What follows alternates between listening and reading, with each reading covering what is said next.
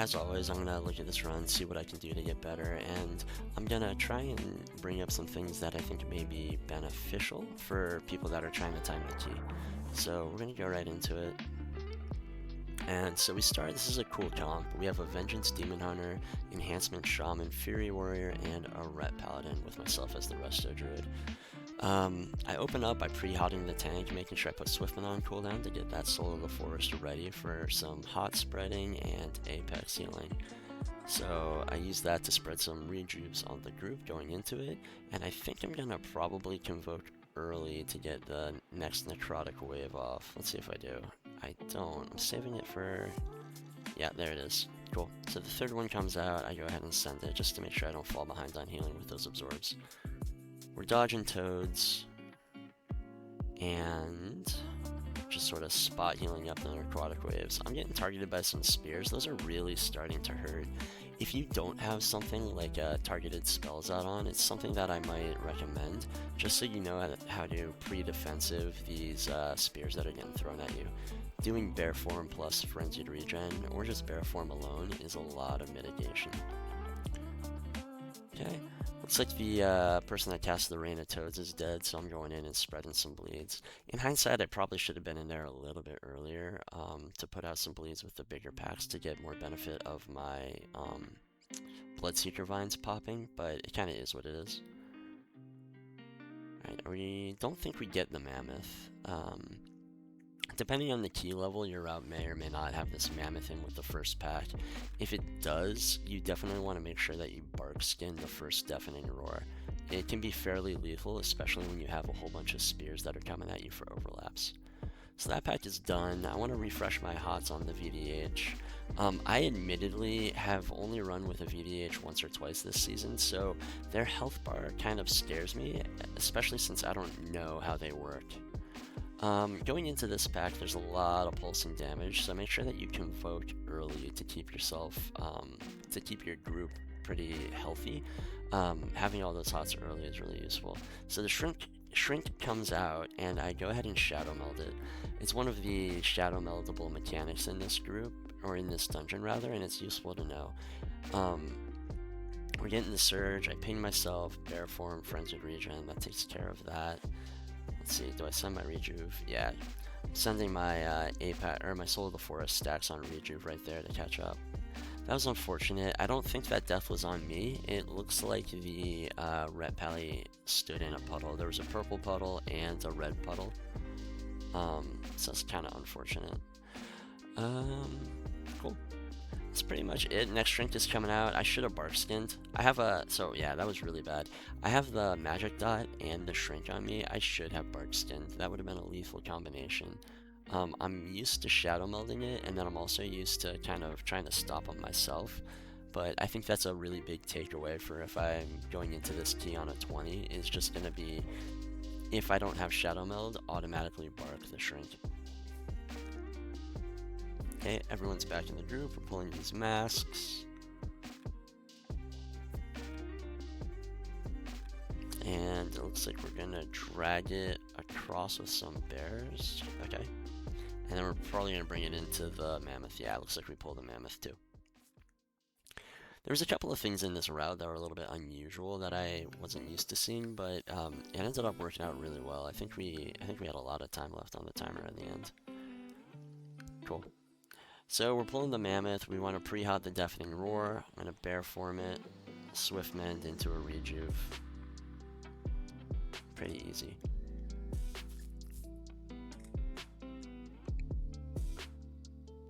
I'm hitting the target dummy. I'm padding my stats. There's not really much going on here other than knowing the Mammoth mechanics, I think. Do we get the next Roar? No, we don't. Dealing with the Roar, there's a couple of ways you can handle it. If it's a group like this where there's not a lot of other group damage, you can just kind of let your hots do their job. Otherwise, you can prime up an Apex proc and do something like a Convoke afterwards, or you can use a combination of your Swiftman with a Nature Swiftness Regrowth.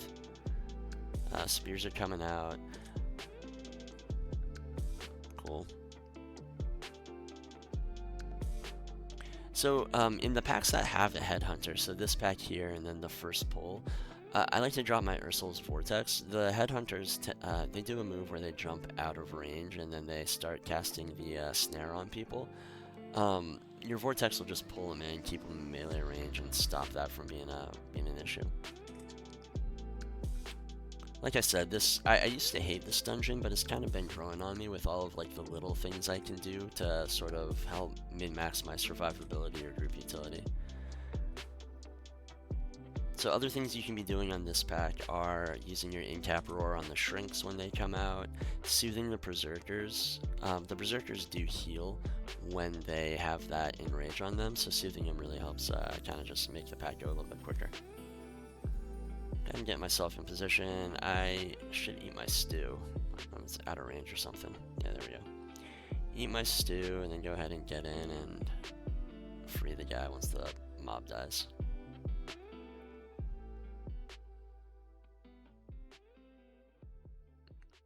I was a little taken aback. I hadn't been paying attention to our prisoner count, and normally I feel like we always go straight ahead to this hut here, but since we only had one left, I knew that we were going to be doing something a little bit different. Which, if I were to replay this route, I think I would have done a little bit more DPS in this encounter. The only thing that's really dangerous here is getting hit by the Eagle's Talons.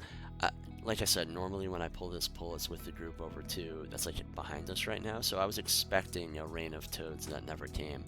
Otherwise, this would have been a really easy place to spread some raids, get some damage out. My Heart of the Wild's been on cooldown for a little bit, so I need to press that. I might actually get like a sound alert that just tells me when that's off cooldown.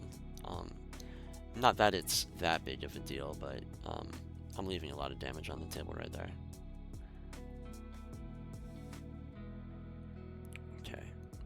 So we're going to free the last hostage, and we're going to pull the pack in this hut over here and drag them across, and I think that we do the stairs in this group. So looks like I have some healer aggro. I go ahead and drop that with my Shadow Meld, which I think is going to end up being a very dangerous decision for me. Cool. We're healing the group. There's going to be some heavy group damage coming out right now, so go ahead and convoke early. And I think I get shrunk here. Let's see what happens. Yep, so I get targeted by a shrink, team stops it, I get a second shrink, and I die. I have a lot of things available, and this goes back to what I learned on that first sort of pull, where if I get a shrink and I don't have Shadow Meld, I need to immediately, go ahead and immediately Bark Skin. I did have a stop there. I had my Typhoon, although there's a lot of mobs in this area that I don't want to pull, so I didn't have enough time to be able to drop a Vortex for that. The Shaman does go down. I could have Iron Barked him, potentially, to save him. I know that he didn't have his defensive available.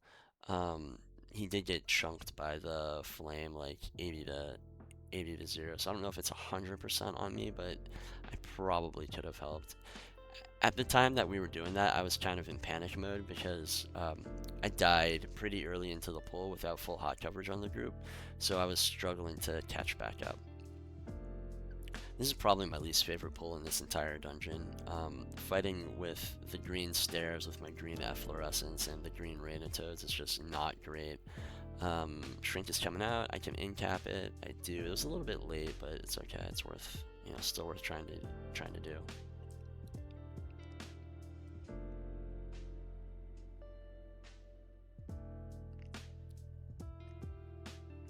Thinking back to my death on the shrink, at the end of the dungeon, the rep pally did tell me that he had missed his kick on the shrink, and it's like that shouldn't have happened, but I think there's a lot to take away from, when things go wrong, how you can learn from it. Going into the Hunter boss, there's not a lot going on here, and I think the most important thing that I've learned when I was trying to prog this on 18 was how to deal with the multi-shot that the boss does. The main source of damage coming out during most of this is just like light rot, and your hots and like between your you know, your rejuve coverage and your apex talents, you can deal with most of it. First barrage is coming out, and I like to go ahead and convoke it right away. You'll have your convoke up for every other barrage, so for the next one, I've got a lot of options, be it Ironbark, Tranquility, Nature Swiftness, Regrowth, all sorts of things like that. That's really it for this boss. I need to try and do a little bit better job about keeping all of my bleeds up on both targets. I think I have the ability to juggle that in like the hierarchy with the amount of damage that's coming out. At least in a 19, I didn't feel like I was uncomfortable or stressing at all. Looking at the group comp, I think one thing I could do a lot better too is stay in melee. Alright, so the next multi-shot's coming out. It's on me. I go ahead and Bark Skin, Bear Form, and Frenzied Regen, and it takes care of all of that.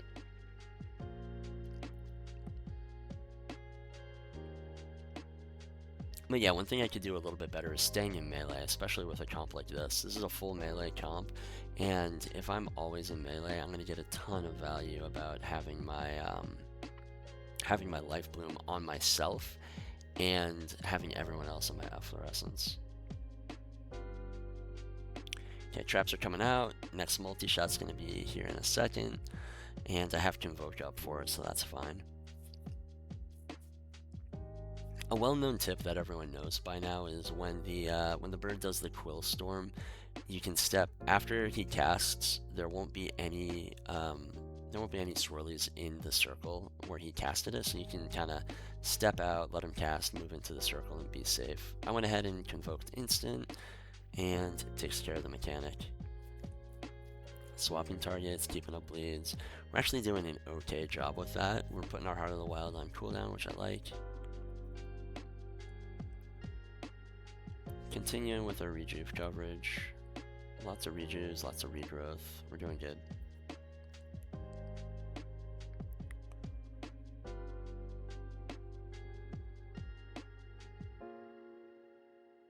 And we're gonna, yeah. I knew that I was gonna trank that. I had my hand hovering over the button. So I think my plan was going to be trank that unless it went on me, in which case I have Bark Skin. But it worked out well. I guess a notable druid tip on this boss is you can shapeshift in and out of the poison. So if you do happen to get it, don't use your cleanse on yourself. You can send that on other people. Fairly simple. I'm actually really happy with how I performed on this boss in particular, because I had a lot of trouble with it on 16, 17, and 18 because I don't think I quite understood the mechanic. But once I made the decision to convoke every multi-shot phase, it really made things a lot easier. Alright, now we're going into the worst part of the dungeon. We didn't talk ahead of time about how we were going to do the dispels, so I was kind of going into this just hoping that the shaman was going to dispel the ghosts for me rather than let everything pop. And this guy did an awesome job. He put a clinic on about how to deal with these mobs over here. So these are packs that get very dangerous when the shields are going off and exploding. So don't be afraid to convoke early just to keep your party healthy. Outside of that, it's just going to be healing the team as the debuffs come out, dispelling when you're able. You do have 2 stops available in your Incap and your Typhoon to deal with the Tormenting Shade, the Spirit Rend cast. So make sure you're using those to help out your party, especially when they're, they may be out of range or in the puddles or something like that. Other things to keep in mind is to heal the target that gets put on the sacrifice altar. There are many classes that have ways of getting out of it, and with this group, I believe the Ret Pally can Blessing of Freedom every cast, so we were chilling. Yeah, so it looks like the warrior got pulled up there. I swapped my life bloom to him instantly to kind of make sure that he had the ability to receive heavy single target healing if he wanted it, or needed it rather, but the Blessing of Freedom came out right away, so it wasn't even needed. Since we're talking about life bloom, there's not a ton going on right now. My choice of Life Bloom in this dungeon is it's been the tank for the vast majority of it. I probably could make some better choices, particularly on the bird boss. I probably could have kept it on myself a bit more, but I don't know how demon hunters work, so I was over healing him a little bit, just playing scared. We went ahead and convoked there. I don't think that convoke was completely necessary, but I sent it seeing that the packs with the shield were coming in. So I just, I wanted to play safe. It looks like everything kind of worked out because the shaman dispelled into my convoke, which worked out very nicely.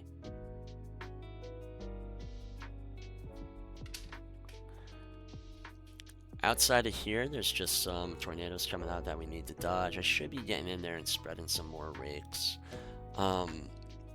It would be great to do this. It would be great to do this encounter with a full group, like in comms and everything, to know whether or not they want stops on these reanimated warriors.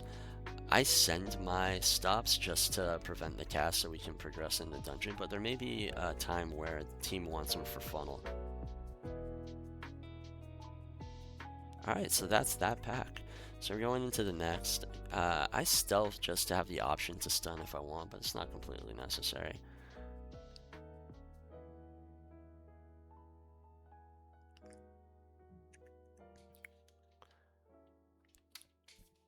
So I'm keeping my team hotted up, just watching out for the puddles on the ground. There's a dispel that does come out in the Frost Nova. Looking at the group comp, there's a couple of ways we can do with it. I can dispel it, I can shift out of it, and the paladin has Blessing of Freedom, and this paladin was really great using all of his utility, so like I could have trusted that it was going to come if we really needed it. Cool. I'm using my Apex proc to spread some rejuice since I don't need any of that regrowth healing, getting in there to spread some bleeds. Yeah, it's another, right there, the circle came out and the Blessing of Freedom came out instantly. So again, just pro play from the paladins, but on a clinic. I should be getting in there. The tornadoes are over, so I had plenty of time to spread my bleeds. Looks like I am doing that, just coming in a little bit late. As I say in a lot of my prod keys, I can tell that I'm playing scared. I really wanted to time this key. We were doing really good on time. So, as much as I want to min-max everything and contribute as much damage as I can, I don't risk it. So we're pulling the next pack of shields. Go ahead and convoke early. Looks like the team's getting topped up pretty well. I'm expecting another dispel here, but we're not getting it. Cool, there it comes. Team has plenty of hots, and I have my Apex primed and ready to send. One thing I will tell people is to hold on to your Apex procs. When you have a Soul of the Forest, you can ask yourself, like, does the team need immediate healing, then send a regrowth? Is there any big mechanics coming up in the near future where you want that Apex, then hold it? Otherwise, if there's nothing else going on, spread some rejuves. And if you can manage to hold on to your Soul of the Forest until your Swiftmend is almost up, that puts you in a spot where you can spread 6 rejuves in 2 globals, which is really, or 3 globals rather, but that's really, really powerful.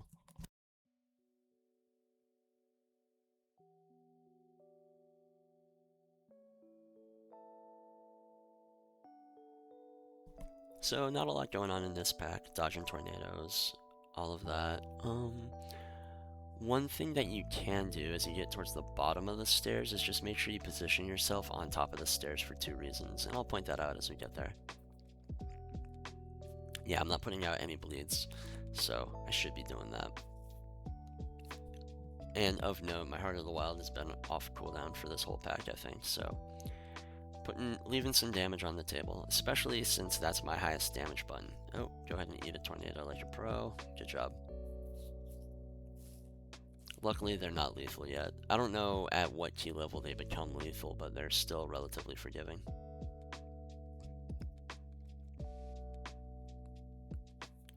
So we can talk about positioning really quickly here. So one thing that I like to do once the team is getting healed up, yeah, go ahead and use my convoke, is just go and touch the stairs. This does two things. It starts the RP for the boss, and it stops the spirits from coming down the stairs. So there's nothing that people need to dodge. There's nothing to root your team while they're trying to dodge tornadoes in here. It can be pretty helpful. The other reason why I like to position myself on the stairs on this type of pull is depending on what your mana looks like, you want to be in the boss arena with the ability to drink as quickly as possible.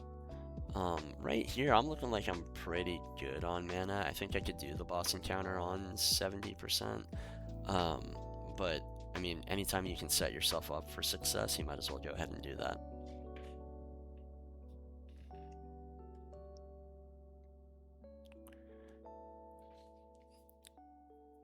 Yeah, again, I have more time to be able to spread some bleeds. I should have been in there and raking, but that's okay. Again, I sent my Typhoon there. I wonder if they wanted to keep those up for funnel at all.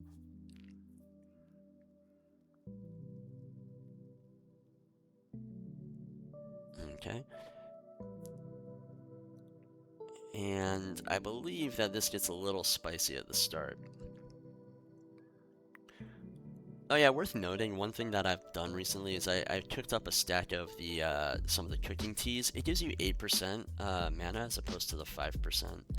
So we pull the shielded mobs into the boss. So there's a lot of burst damage coming up as those shields go off, as well as the boss's ticking damage.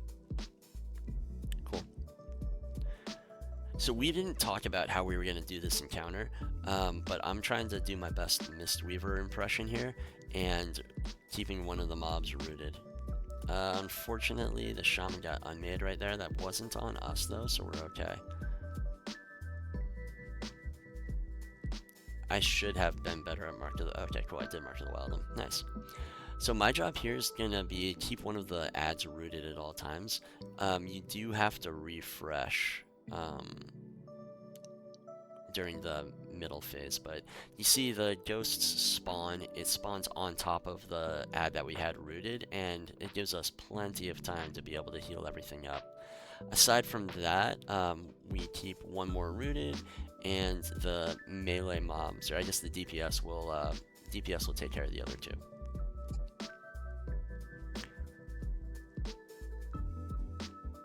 We're going into the orb phase. I go ahead and prep my Convoke. Normally, I'll have one throughput cooldown available for the orb phases, and that's all it really takes. I didn't need to refresh there, I just did because I was, you know, a little bit worried. I wasn't looking at my timers at all. If you can manage to get your Heart of the Wild on cooldown during the orb phase, it helps a little bit with, you know, making that phase burn down faster. But, you know, I'm pushing the button, and that's what's most important. Now, I don't know if this is going to be our Lust boss or not. Probably not. But the next set of ghosts come out. I pop down my roots. That takes care of that. Having some time to get into cat form, keeping up bleeds. Yeah, overall my damage is really still bad, but it's okay. I mean, it's not okay. It's something we're working on, but there's a lot of healing going out in this fight. When I'm doing the runs, I don't normally have time to look over at the meters, but it looks like we're sustaining fairly high HPS requirements this whole time. Okay, shield phase is coming up. I've got Convoke again, which is perfect. I refresh my roots. That was a good job on that one. And I Convoke. Wow, the shield's already gone. I don't even think I needed to use that Convoke. I think I would have been okay without it.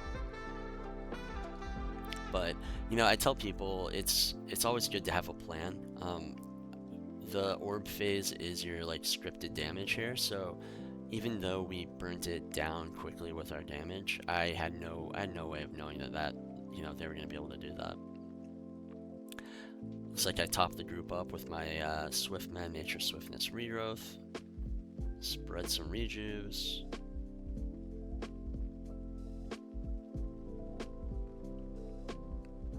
Cool, we're looking good. I should have clicked my drink button faster. I was typing that I need mana.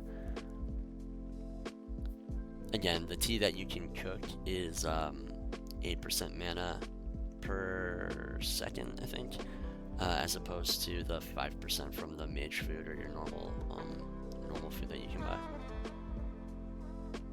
Shields are coming out, convoked early. It was a little bit later, but like it worked out really well.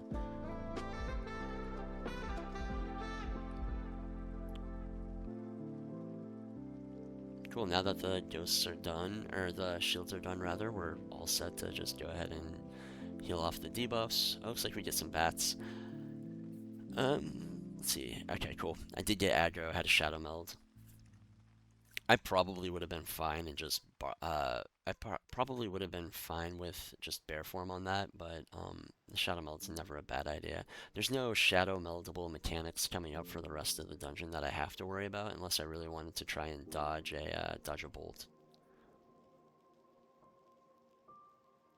We need a far kick on that guy over to the left. So it looks like the shaman went down with a combination of bolts plus the screeches. I did have incap up. But I don't think I would have had the presence of mind to use it there to try and stop the bad casts. Ooh, getting a little spicy.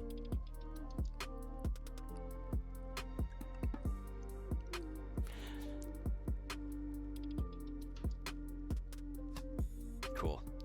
So there's not much to talk about on the Bound Defender. The only thing that I think is really worth mentioning is, again, this is another encounter where you want to think about positioning. Oftentimes I feel like I'm low on mana between not being able to drink after the boss and healing like these two ghost packs with the shields. A lot of times I'm feeling a little bit low on mana, so positioning yourself closer to the stairs so you have a head start on drinking can be super useful. It's a little bit difficult with a VDH just because they're so mobile and so fast at getting everywhere, but you want to have good mana, one, going up the stairs for the next boss, and two, being able to deal with the guy at the top of the stairs. So for the guy at the top of the stairs, I'm falling behind a little bit.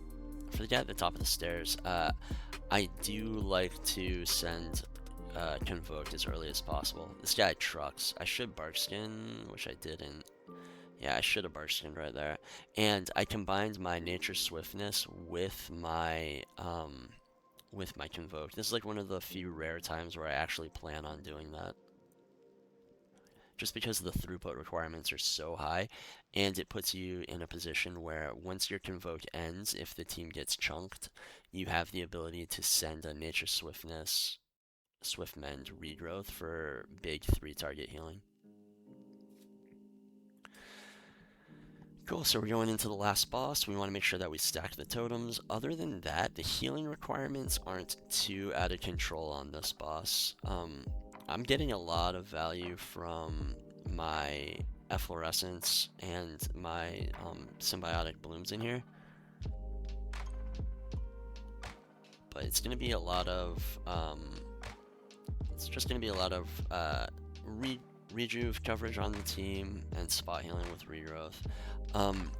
I didn't have my Convoke available, and I normally won't have my Convoke available if all of the timing is, sort of going to plan. So this is a good place to open up with a potion, just to give your spells a little bit extra.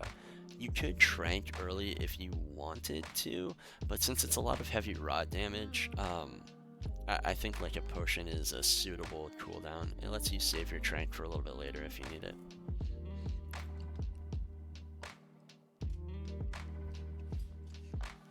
We're going into the Soul Expulsion phase. We can help our team out. We're able to control these mobs with Incap Roar if you have it, and Typhoon.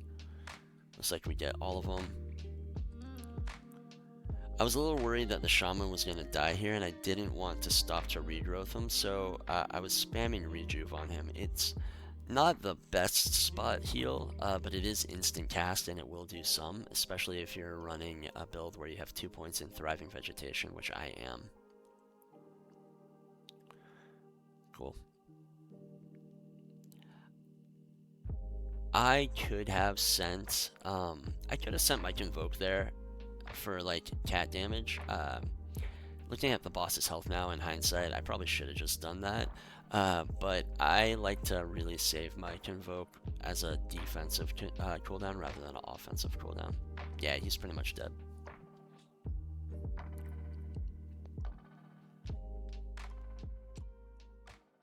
So that's the key. I really had a lot of fun doing this one. This comp was fun to play with.